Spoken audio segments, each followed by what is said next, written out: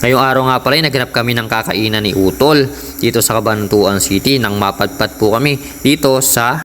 So dito nga pala kami napunta sa Garcia Street, Alduas Norte, Cabanatuan City. Dito nga pala sa restaurant ni Boss Alec.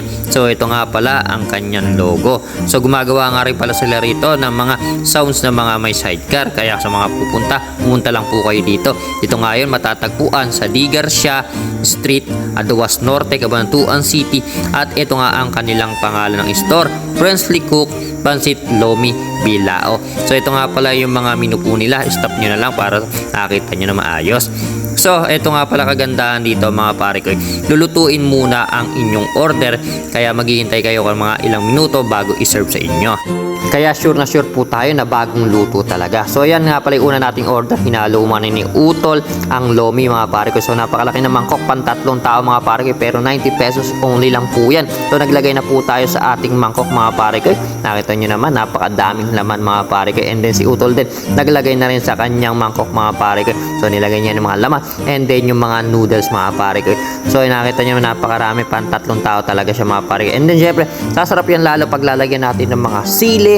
And then lalagyan din natin ng mga kalamansi. And then syempre yung toyo para makuha nyo yung lasa na gusto nyo mga pare ko. So marami rin nga palang kumakain yan. Nakita nyo sa may likod natin kanina. Yung mga tao rin na mga kumakain dito mga pare ko. Then ayan, naglagay na rin si Utol ng mga pampalasa niya mga pare ko. And then after niya maglagay na syempre first bite na si Utol. Ang sarap daw. Napapa-oo pa mga pare ko. And then syempre second bite tayo mga pare ko. May laman yan. Ayan. Grabe. Napapagod pa. So after niya mga pare ko, kakain muna kami.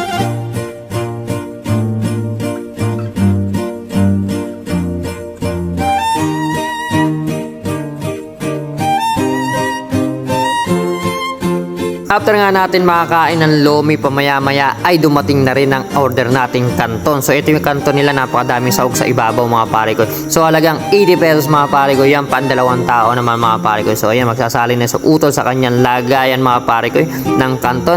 And then pagkatapos naman ni Utol, ako naman ang magsa-challenge. Siyempre, and dinamihan ko ng mga pare ko. And napasarap pala ng lasa ng kanton na to talaga. Nagustuhan ko mga pare ko. Kaya pupunta na kayo rito para matikman nyo talaga mga pare ko. And then yan, bike ulit tayo. Grabe, ang sarap.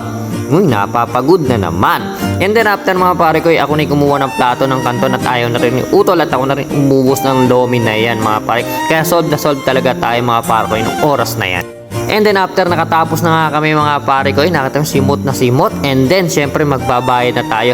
Ayan, si Utol ang nagbayad sa likod mga pare ko. So ayan, ang cook nga pala niya ni si Sir Butchoy, yung naka-yellow ng short ko. Hindi ko po siya nabidyon masyado, pero ayan po siya po yung cook dito. After nyan, kumain mga pare, uuwi na tayo. At dito ko lang tatapusin yung video. Maraming salamat sa pagsama nyo. And pumunta na po kayo dito mga pare para matikman nyo na ang hidden lomi. Let's go!